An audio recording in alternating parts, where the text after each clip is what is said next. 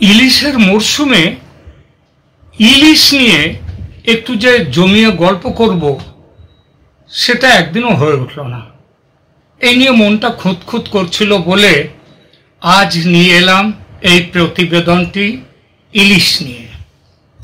নমস্কার প্রিয় দর্শক, ক্যালকাটা ডায়ালগস থেকে খবরের অন্তরালের খবর নিয়ে আমি মনোজ দাস। ইলিশ বাঙালির বড় প্রিয় মৎস্য, এপার ওপার দুপারের বাঙালির কাছেই।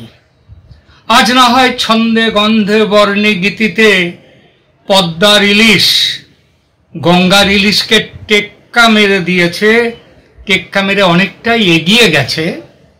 কিন্তু একটা সময় ছিল যখন গঙ্গা আর পদ্মা দুই বনে রীতিমতো টানাটানি চলতো কার ইলিশ সেরা তাই নিয়ে, এবং ইলিশ রসিকদের মধ্যেও এই নিয়ে মতবিরোধ ছিল। কেউ বলতেন গঙ্গা সেরা, গঙ্গার ইলিশ, কেউ বলতেন পদ্মার ইলিশ সেরা।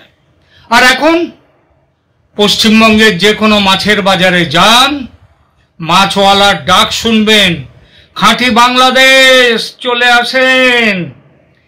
এই বাংলার বাজারে যে ইলিশের কমতি তা কিন্তু নয়।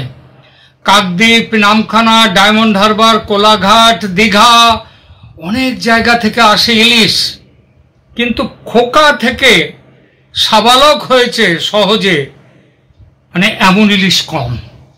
বেশিরভাগ সাগরের কিংবা সাগর থেকে সবে নদীতে ঢুকছে মা হওয়ার জন্য, ডিম নিয়ে ডিম পারবে তার জন্য, এমন ইলিশই এখানে বেশি, কিংবা ডিম ভরা।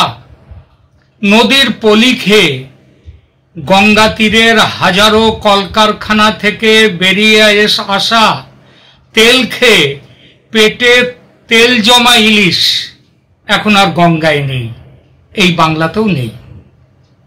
থাকবে কি করে? এই বাংলা থেকে কারখানার বিদায় হয়ে গেছে অনেক কাল। আর সবার ওপর এপারের মৎস্যজীবীদের ওই খোকা ধরা রোগ, খোকা ইলিশ ধরার রোগ। তাকে যে কেউ আটকাবে, সে আটকাবার লোক নেই। ফলে ইলিশের পেটে, এপার বাংলার ইলিশের পেটে তেল জমবেটা কিভাবে? বাংলাদেশের সরকারকে কিন্তু বাহবা দিতে হয়। এজন্য শক্ত আইন তৈরি করে খোকা ধরা বন্ধ করেছে। তার জন্যে নদীতে খেলে বেড়াবার, বড় হবার, এমনকি ওই নানা রকম ঝাঁঝরি এইসবগুলো খেয়ে পেটে চর্বি জমাবার সুযোগ পাচ্ছে বাংলাদেশের ইলিশ। আর এজন্যেই বাংলাদেশের ইলিশ টেক্কা মেরেছে পশ্চিমবঙ্গের ইলিশকে। আবারও তাই বলি, 3 cheers ফর বাংলাদেশ। ইলিশের মরশুমে তাই সত্যি বলতে কি, বাংলাদেশের ইলিশ এক আধ দিন না খেলে রসনা কেমন যেন খালি খালি লাগে। তবে কবছর আগে কিছুদিন লন্ডনে ছিলাম, সে সময় প্রায় ঢু মারতাম লন্ডনের বাঙালি এলাকা কিংবা বাংলাদেশি এলাকা ব্রিক লেনে। মাছ কিনতে যেতাম, সেখানে একটা চায়ের দোকানে গিয়ে আড্ডাও দিতাম বাঙালিদের সঙ্গে, আবার বলি বাংলাদেশিদের সঙ্গে। সেখানে পেতাম চাঁদপুরের ইলিশ।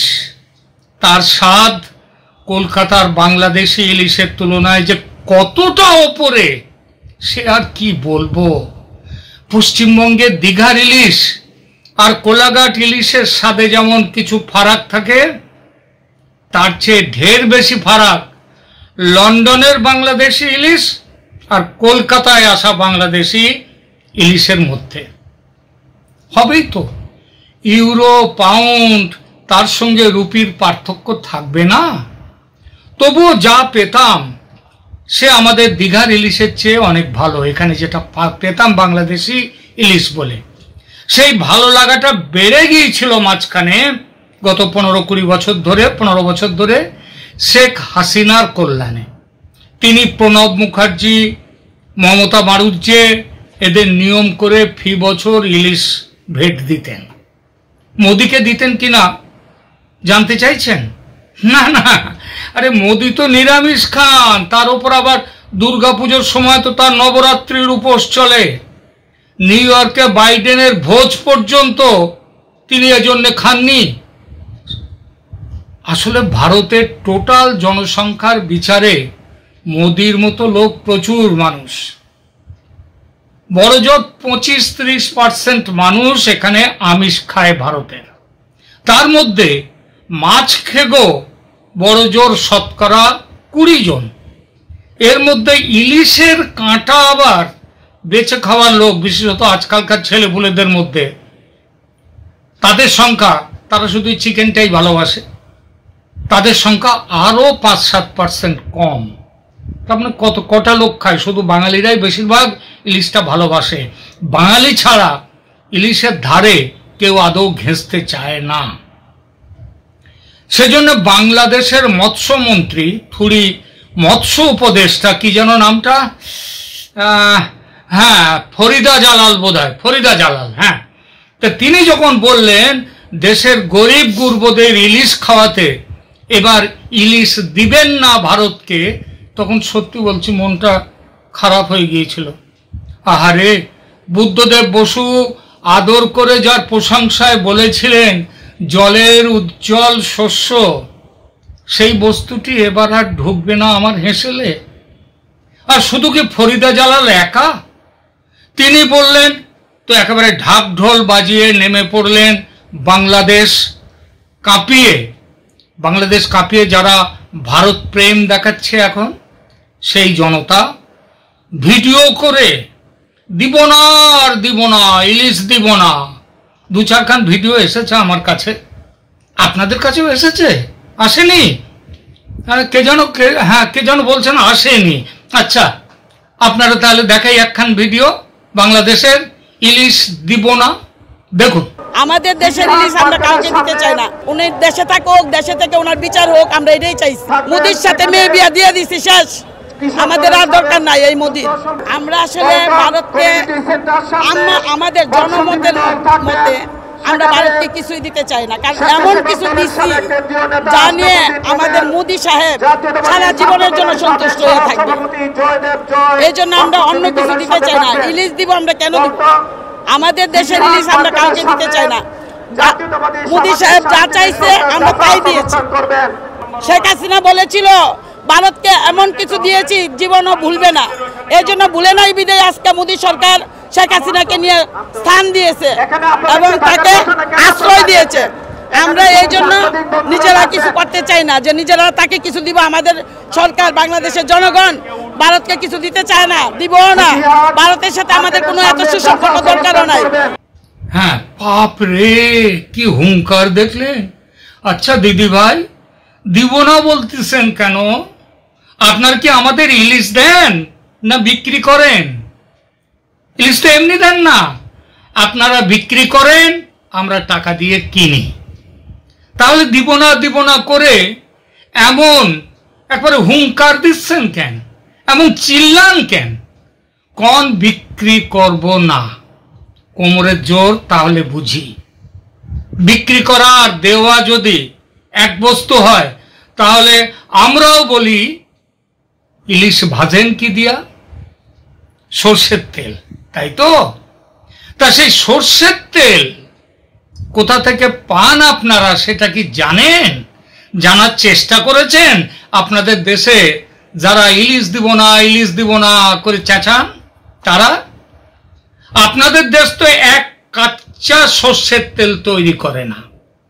ইলিশ ভাজা, ইলিশ সর্ষে, ইলিশ ভাপা, আরো যে ইলিশের শতেক পদ, সর্ষের তেল ছাড়া পারবেন রাখতে? এই তেল কোত্থেকে যায় জানেন আপনাদের দেশে? ভারত থেকে। ভারত আপনার দেশের যতটা দরকার তার সমস্ত তেল পাঠায় ভারত। একটু খোঁজ নিয়ে দেখুন। শুধু কি সর্ষের তেল? যেসব মশলা দিয়ে ইলিশ রাঁধেন সেসব মশলাও যায় বেশিরভাগ এই ভারত থেকে। আমরা কিন্তু তাহলেও বলি নাই যে সর্ষের তেল দিব না, মশলা দিব না। বলি নাই এই জন্য যে আমরা ওগুলো আপনাদের দিই না, মুফতে দিই না, আমরা বেচি আপনাদের কাছে। আপনারা টাকা দিয়ে কেনেন, সুতরাং আমরা সরষের তেল দিব না এই কথা বলার অধিকার আমাদের নেই, কারণ আপনারা সেটা কেনেন। আর আমরা যদি না বেচি ইলিশ, ইলিশ খাওয়া ঘুচে যাবে আপনাদের। তখন দেখব ফরিদা জালাল কিভাবে গরিব মানুষদের ইলিশ খাওয়ান। ধর কাকে বলবো? আপনাদের দেশের নেতা মন্ত্রী শান্ত্রী যন্ত্রী ইউনূস সাহেবের চামচা বেলচা, তারা কি জানে কিছু? জানতো শেখ হাসিনা, তার মাথায় ঘিলু ছিল, আর এখন যারা, তাদের মাথায় ওই ঘিলু বস্তুটাই নেই। একটু ভুল বলে ফেললাম, এক একজনের আছে কিছুটা। যেমন আপনাদের বাণিজ্য উপদেষ্টা, তিনি ফরিদা জালাল, সরি, এতক্ষণ ভুল বলেছি, ফরিদা আক্তার, প্লিজ ভুলটা একটু শুধরে নেবেন। গুলিয়ে দিয়েছিল নামটা ইন্ডিয়ার অ্যাক্ট্রেস ফরিদা জালালের সঙ্গে, ফরিদা আক্তার, সরি। হ্যাঁ, যা বলছিলাম, বাংলাদেশের বাণিজ্য উপদেষ্টা ভদ্রলোক মৎস্য উপদেষ্টাকে একেবারে পথে বসিয়ে ঘোষণা করেছেন কাল না পরশু যে পুজোর সময় বাংলাদেশ ভারতকে 3000 টন ইলিশ পাঠাবে। খবরটা দেখে মনটা খুশি হয়েছিল, সঙ্গে সঙ্গে আবার বেশ রাগও হলো। আমার মনে হচ্ছে আপনাদের দেশে বোধহয় খাওয়ার তেল নেই, সর্ষের তেল, সেই জন্য ইলিশ বেশি হয়ে যাচ্ছে, তাই বোধহয় ভারতকে বিক্রি করার কথা বলছেন। কেন মশাই? আমরা তো আপনাদের কাছে ইলিশ চাইনি, বলিনি যে আমাদেরকে ইলিশ পাঠাও, আমাদের যা আছে ওই গঙ্গার হোক সাগরের হোক যেখানকারই হোক তাই দিয়ে আমরা ইলিশ খাওয়ার স্বাদ মেটাবো। এখন বিক্রি হচ্ছে না বলে আর খাওয়ার তেল নেই বলে কি আপনারা ইলিশ পাঠাবার প্রস্তাব দিয়েছেন? তাহলে শুনে রাখুন, আমরা মানে এপার বাংলার বাঙালি, আমরা কিন্তু ইলিশ নিয়ে আপনাদের এই ফুলিশ রাজনীতি, এটাকে ঘেন্না করি।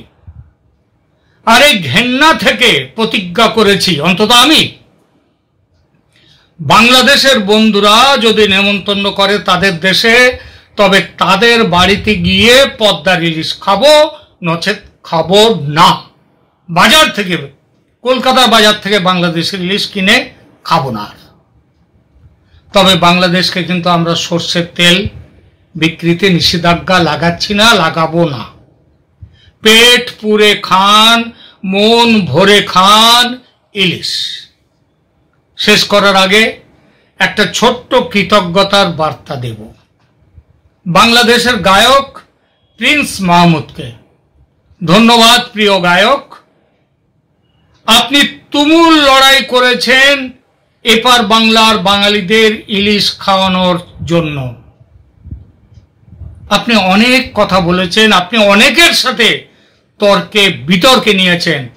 বাংলাদেশে এখন ভারত বিরোধিতা তো চূড়ান্ত পর্যায়ে, তারা আপনার কলকাতার বাঙালিকে ইলিশ খাওয়াবার কথা শুনে আপনার বিরুদ্ধে অনেক আজে বাজে কথা বলেছেন। এর মধ্যে আবার আমাদের যেমন ভারত বিরোধী গোঁড়া মুসলমানরা আছে, আবার তেমনি ভারত বিরোধী কিছু নব্য মুসলমানদের কথাও আপনি বলেছেন একটা জায়গাতে। আপনি নব্য মুসলমান বলতে কাদেরকে বোঝাচ্ছেন? পিনাকি ভট্টাচার্যকে কি? আমি জানি না পিনাকি ভট্টাচার্য ভারতে ইলিশ পাঠানো নিয়ে কোনো কিছু বলেছেন কিনা, কিন্তু আপনার নব্য মুসলমান কথাটা শুনে আমার কিন্তু মনে হলো আপনার আক্রমণের লক্ষ্য ওই পিনাকি ভট্টাচার্য নামক গোঁড়া এবং নব্য মুসলমানটিকে। আপনার মতো উদার ও সজাগ মানুষদেরকে জন্যেই নিশ্চয়ই এই ইলিশ শুধু নয়, এরপরে ইলিশ শুধু নয়, আরো অনেক বিষয়ে আজ যে ভারত বিরোধিতা চূড়ান্ত জায়গায় গেছে সেটা চলে যাবে বলে আমাদের বিশ্বাস। আপনাকে এবং আপনার মতো যারা এই রকম সুস্থ মস্তিষ্কের মানুষ, তাদেরকে ধন্যবাদ জানাতেই হয়, ধন্যবাদ জানাচ্ছি। এখনকার মতো এখানেই শেষ করব।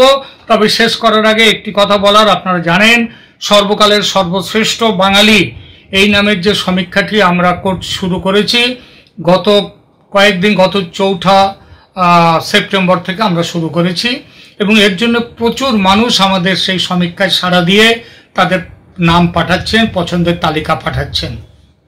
আপনি যদি এখনো আপনার তালিকা না পাঠিয়ে থাকেন তবে এখনই পাঠিয়ে দিন। সহজ নিয়ম, নিজের পছন্দের ক্রম অনুসারে 5 জন শ্রেষ্ঠ বাঙালির নাম 1 2 3 4 5টা নামই কিন্তু পাঠাতে হবে।